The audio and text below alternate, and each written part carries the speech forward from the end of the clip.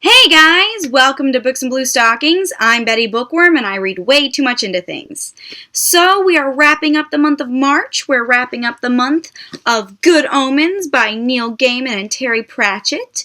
I hope all of you have enjoyed this book. I hope all of you, or some of you, have loved this book as much as I have loved this book. I love bringing people and books together. Though, some of you might not like to read books that combine religious matters and witchcraft and the occult, and I totally understand and I respect your decision. However, it has come to my attention that a certain fan fiction has been circulating the interwebs, and you know what? Let me just read you the summary.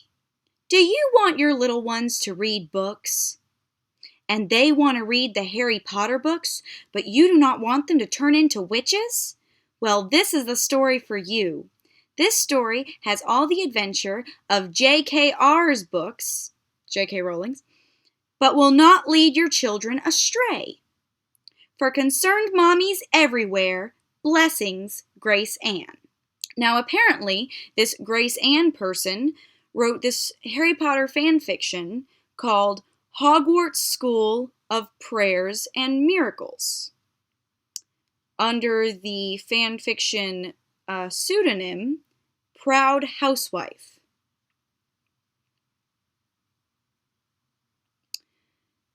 You know what? It might not be that bad. Let's ignore the fact that Harry Potter is kind of a biblical allegory for the New Testament, and Harry Potter is kind of like Wizard Jesus in the way that Aslan was kind of Lion Jesus, and Gandalf and Frodo were Wizard and Hobbit Jesus. But you know what? It might not be that bad. I mean, what bad things ever came from fan fiction?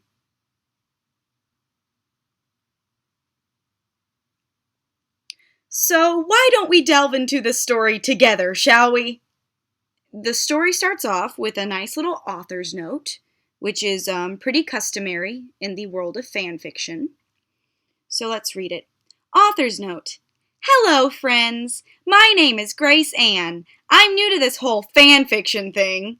But recently, I've encountered a problem that I believe this is the solution to. My little ones have been asking to read the Harry Potter books, and of course I'm happy for them to be reading, but I don't want them turning into witches. Because that's how people turn into witches. So I thought, why not make some slight changes so these books are family friendly? Because there's no family friendly witches out there. You know, there's not like a whole slew of well-adjusted, practicing witches and or Wiccans and or pagans that, haven't raised wonderful, well-adjusted families. Of course not. And then I thought, why not share this with all the other mommies who are facing the same problem? So, ta-da! Here it is. I am so excited to share this with all of you.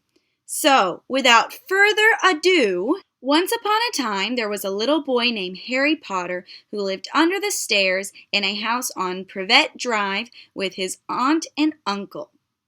He was a good, obedient boy who did all his chores. But he felt that there was something missing in his life, something big and special, but he could not quite name it.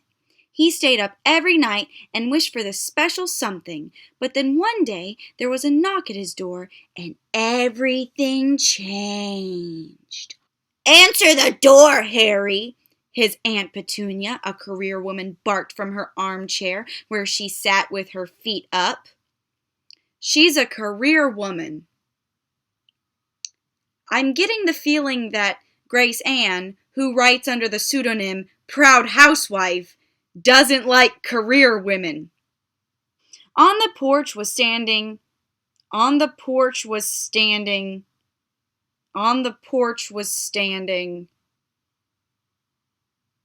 Maybe I'm just tired, but that doesn't seem like that's a proper English sentence. I don't know.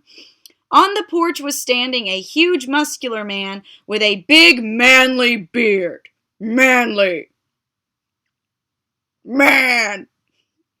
And he was dressed in a plaid red shirt, blue jeans, and sturdy leather boots. So, like the guy on the brawny paper towels? His chest was covered in a thick, unruly carpet of coarse brown hair. Wait a minute, so his shirt was just open? Ew, he sounds like the lumberjack Fabio. He wore a necklace that looked to Harry like a lowercase t. So it's a cross. Okay, it's a metal cross that he wears around his neck. The image in my head is like the sweet little Christian cross embedded in a bunch of chest hair. Just looking at Harry feel happy.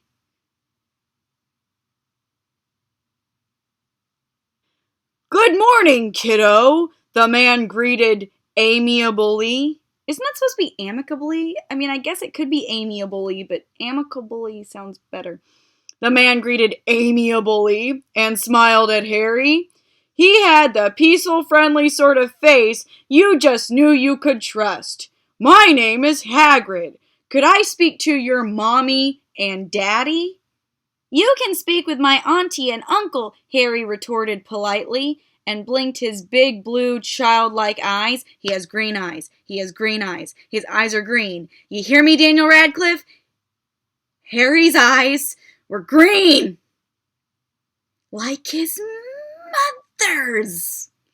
What do you want? Aunt Petunia peered out the door with her narrow, suspicious eyes, and she was wearing a baggy, unflattering pantsuit.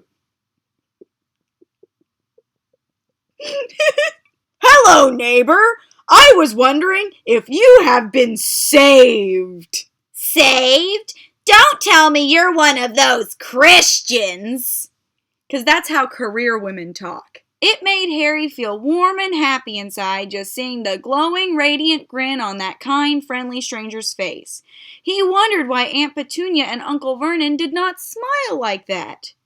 It's because they don't have Jesus. We are too smart for that. Haven't you read Dawkins? God is dead. Dawkins proved that. Would you like us to educate you on Dawkins? I'll take things that atheists don't really say for 500, Alex. What is a Christian? Harry queried innocently and scuffed his shoe on the shaggy yellow carpet which had not been vacuumed in quite some time. Atheists don't clean their houses. Hagrid laughed wisely. Evolution is a fairy tale. You don't really believe that, do you? Yes, I do, Aunt Petunia screeched. Well, then prove it. Aunt Petunia could only stare at him, and her big mouth hung open dumbly. Here she thought she was so educated and always demanded that Christians prove what they believed in, but she couldn't even prove her own religion. Wait a minute, it's been established that she doesn't have religion.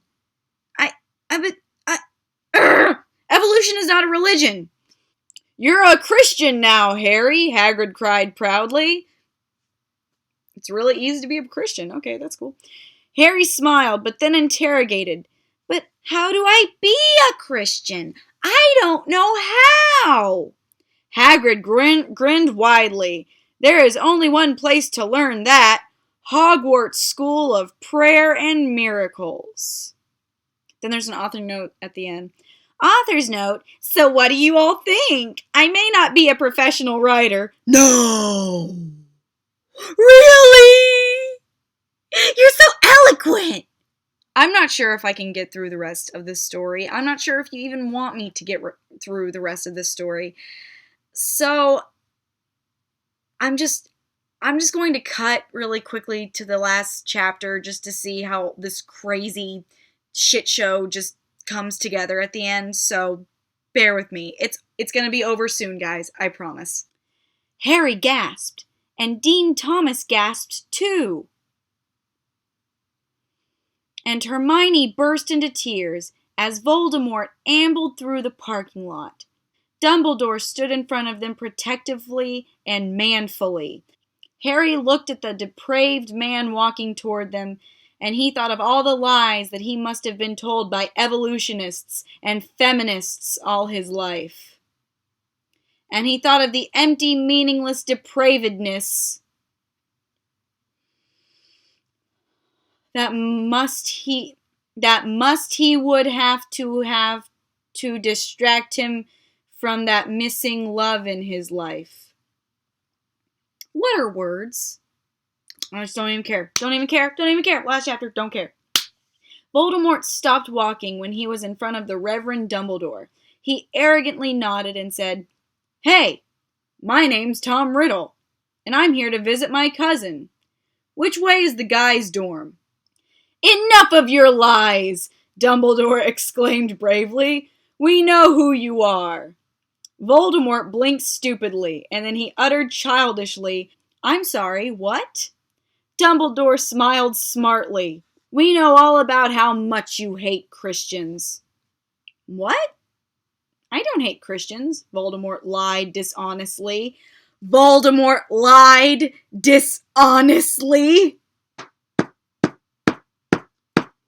"We know all about your plot to illegalize Christianity, Voldemort." Voldemort blinked stupidly again and questioned evilly. "Wait, this is about my Reddit account." Reddit. How does a Christian housewife know what a Reddit account is? "I have indeed seen your so-called Reddit account, and just try to deny your hatred of Christianity when you post things like this. Christians, with a K, all sucks. Their religion is stupid and should be illegal. I will write, R-I-T-E, to Congress and tell them to make law." Because Voldemort did not even understand proper spelling and grammar. Oh, Grace Ann, you want to talk about spelling and grammar? That was a joke, Voldemort. That was a joke, Voldemort retorted unintelligently. The whole account is a joke. I mean, Voldemort the righteous skeptic? He laughed with the nervousness of one who knows he is damned. Of course you're not supposed to take it seriously. Of course you're not supposed to take it seriously.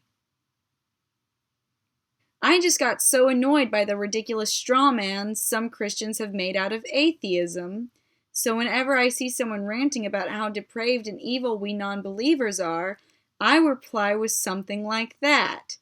You know, taking that stereotype to an extreme to point out how ridiculous it is.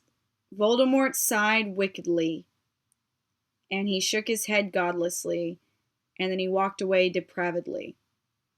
But even as the fornicating, drug-addicted evolutionist disappeared into the distance, the righteous little ones continued to pray. They knew that if they screamed loud enough, they could change the world. Well, I feel stupid. Proud housewife, this Grace Ann, is an incredibly artful and skillful troll. But not like a troll that just wants women on the internet to show them their tits and just wants celebrities to kill themselves. Grace Ann is a troll that wants people to think.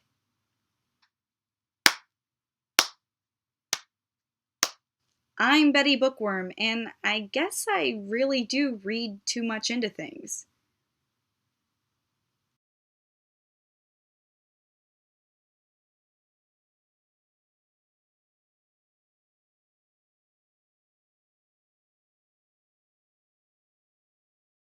Evolution is not real, and I'm going to Hogwarts.